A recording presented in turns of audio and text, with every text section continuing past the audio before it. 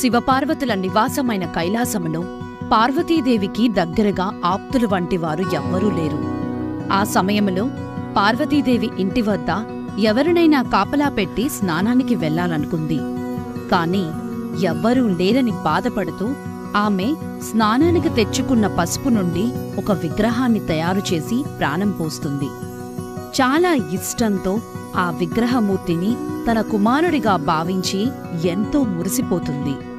ఆ తరువాత ఆమె ఇప్పుడు నేను స్నానం చేయబోతున్నాను, ఎవ్వర్నీ లోపలికి రానివ్వకు అని తన కుమారుడికి చెబుతుంది. దానికి అంగీకరించిన తన కుమారుడు ద్వారపాలకుడిగా తల్లికి కాపలా కాస్తూ నిలబడతాడు. అంతలో ఆ పరమేశ్వరుడు రానే వచ్చి లోనికి ప్రవేశించడానికి ప్రయత్నించగా ఆ కుమారుడు ఆ పరమేశ్వరుడిని అడ్డుకుంటాడు. తల్లి ఆజ్ఞను పాటిస్తున్న ఈ పార్వతీసుతుడు శివుడిని లోపలికి వెళ్లడానికి అనుమతించాడు. శివుడు పార్వతీదేవి పతిదేవుడని ఈ బిడ్డకు తెలియదు. అలాగే ఈ అందాల బాలుడు పార్వతీదేవి సృష్టించిన బాలుడని శివుడికి తెలియదు. ఈ కారణంగానే ఇద్దరి మధ్య వాద వివాదాలు జరుగుతాయి. పరమేశ్వరుడు ఆగ్రహావేశానికి గురై ఆ బాలుడి తలను ఖండించి భస్మం చేస్తాడు. బాలుని హాహాకారాలు విన్న పార్వతీదేవి పరుగున వచ్చి రక్తపు మడుగులో ఉన్న కుమారుణ్ణి చూచి నిశ్చిష్టురాలైంది. భర్తతో వాదులాడింది. జరిగిన తప్పు తెలుసుకున్న కైలాసనాథుడు పశ్చాత్తాపడతాడు. బాలునికి ప్రాణం పోస్తానని మాట ఇస్తాడు. పూర్వం గజాసురుడు అనే రాక్షసుడు ఉండేవాడు. బ్రహ్మ అనుగ్రహించిన వరంతో ముల్లోకాలను జయించిన వీరుడు గజాసురుడు. అతను పరమ శివభక్తుడు. శివారాధన లేనిదే అతని రోజు సంపూర్ణమయ్యేది కాదు. నిత్యం శివారాధన చేసిన గజాసురునికి ఏదో లోటుగానే ఉండేది. ఎంతైనా రాక్షసుడు కదా, శివుని ఆరాధించడమేంటి? ఆయనను తనలోనే నిలుపుకోవాలన్న ఆశ అతనిలో పుట్టింది. అంతే, వెంటనే శివుని గురించి ఘోరమైన తపస్సును ఆచరించడం మొదలుపెట్టాడు. భక్తవత్సలుడైన శివుడు ప్రత్యక్షం కాగానే నిన్ను వీడి వేరుగా ఉండలేకపోతున్నాను, ఈ భక్తుల్ని కరుణించి ఇక నుంచి నా శరీరంలోనే ఉండిపోమని కోరుకున్నాడు శివుడిని. భోళాశంకరుడైన శివుడు అలాగే గజాసురుని గర్భంలో కొలువుండిపోయాడు. శివుడు లేని ముల్లోకాలు అల్లకల్లోలమైపోయాయి.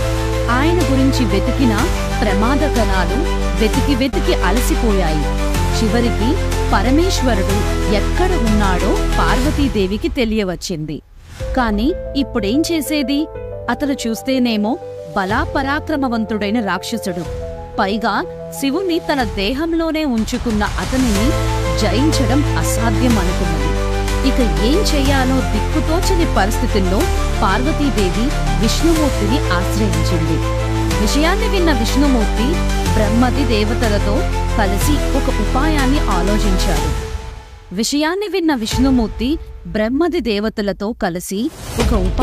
ఆలోచించాడు. ఆ ప్రకారం నందిని గంగిరెద్దులా అలంకరించారు. దేవతలందరూ మారు వేషాలలో తలా ఓ వాయిద్యాన్ని పట్టుకుని గంగిరెద్దుని ఆడిస్తూ గజాసురుని విడిదిని చేరుకున్నారు. తన ముందు అత్యద్భుతంగా నృత్యగానాలతో సాగిన విష్ణు విలాసాన్ని చూసిన గజాసురుడు చలించిపోయాడు. మీ అద్భుతమైన ప్రదర్శనకు బదులుగా ఏం కావాలో కోరుకోమన్నాడు. గజాసురా, ఈ గంగిరెద్దు సామాన్యమైనది కాదు. ఇది సాక్షాత్తు ఆ పరమేశ్వరుడి వాహనమైన నంది.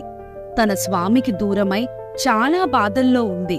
దానిని తన స్వామి దగ్గరకు చేరుకోనియ్యా అని అడిగారు విష్ణుమూర్తి. విష్ణుమూర్తి కోరికను విన్న గజాసురునికి విషయం అర్థమైంది. వీరంతా తనలో ఉన్న పరమేశ్వరుని తిరిగి తీసుకు వెళ్లడానికే వచ్చారని బోధపడింది. శివుడు కనుక తన శరీరాన్ని చీల్చుకుని బయటికి వస్తే తనకి మృత్యువు తప్పదు. పరమేశ్వరా, నాకు చావు దగ్గర పడిందని తెలిసిపోయింది. కాని నిన్ను వదిలి ఉండటానికి మనసు అంగీకరించడం లేదు.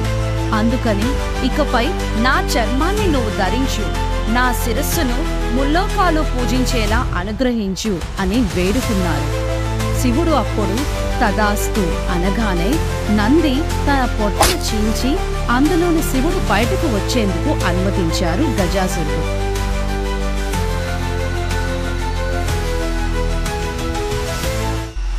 ఇక చనిపోయి ఉత్తర దిక్కున తలపెట్టుకుని ఉన్న గజాసురుడి యొక్క తలను తీసుకుని వచ్చి శివుని చేతిలో సంహరింపబడిన పార్వతీదేవి యొక్క కుమారుడినికి ఆ శిరస్సును జోడిస్తారు. అలా ఏనుగు తలను స్థిరపెట్టి అతనికి తిరిగి జీవం పోస్తారు. ఇలా వినాయకుడికి గజాసురుడి శిరస్సును జోడించడంతో అది ముల్లోకాలకు పూజనీయంగా మారింది.